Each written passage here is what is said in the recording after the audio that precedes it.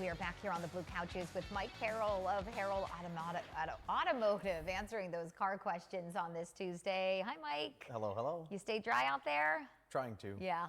Running in between drops, right? Dodging. Yeah. Let's get to those questions. My wife has a 2018 Ford Escape. I recently purchased rear pads and rotors thinking I could do it myself. The problem I ran into was an electric, help me with this one, caliper?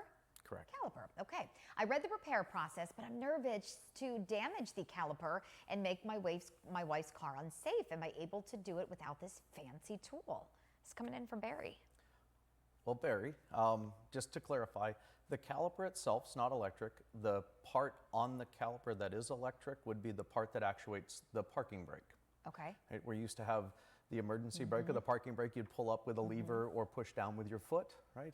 Well, today we don't use a lever or a pedal and a cable system. We're using just a button, a wire, and that electric motor in the back.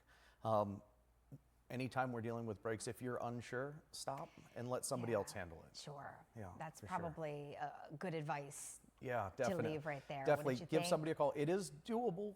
There are some models that can be put into what's called service mode, where it releases that electronic mechanism so it doesn't damage the component as you replace the brake pads. But again, if you're unsure, we're dealing with brakes here. They stop your car. Right.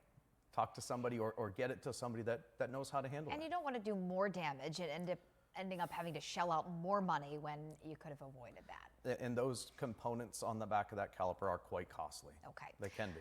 Next question here. I own a 2020 Ford F-150 with the 5-liter engine. It's awesome. My only drawback, fuel mileage. I have over 56,000 miles on it, barely breaks 16 miles per gallon. Yikes, what can I do to improve the mileage? I see a few products available. Just want to make a good direction to spend my money wisely. This coming in from Bill. I think everybody, no matter what car they have, is probably wondering this question for themselves. Exactly. How can I just sneak just a little bit more value out of my car, value out of my dollar in the tank, right?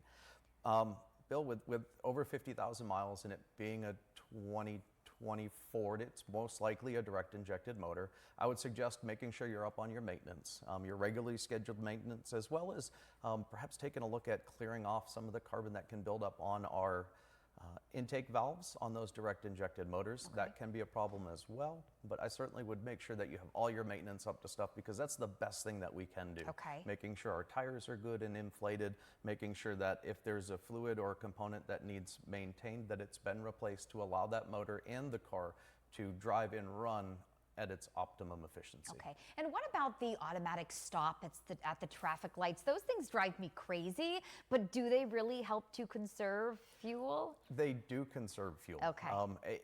So when we look at this, we're not looking at your vehicle individually. We're looking at the cumulative effect of the vehicles on the road in America. Okay. So on a small scale, it's not doing much, but on a large scale, it does save a good bit of fuel. Okay. I understand it is jerky when you go to stop, when you stop at a light and you get it, you start to go.